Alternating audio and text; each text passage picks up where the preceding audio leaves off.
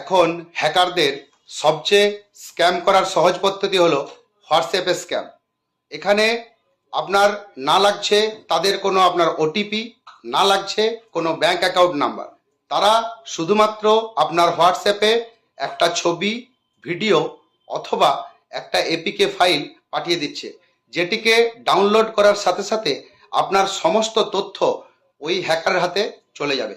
তাই সবার কাছে অনুরোধ, কোনো রকম আননোন নাম্বার থেকে কোনো ফাইল অথবা ভিডিও বা ছবি এলে কিছুতেই ডাউনলোড করবেন না। তার সাথে সাথে অটো ডাউনলোড এই সেটিংসটি হোয়াটসঅ্যাপে অফ করে রাখুন।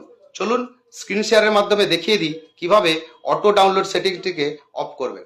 ভিডিওটি গুরুত্বপূর্ণ মনে হলে শেয়ার করবেন। প্রথমে হোয়াটসঅ্যাপের সেটিংসে চলে যাব। সেখান থেকে একটুকু নিচে এখানে দেখব স্টোরেজ অ্যান্ড ডাটা, এখানে ক্লিক করব। এখানে ক্লিক করার পর একটু নিচে দেখব মিডিয়া অটো ডাউনলোডেড।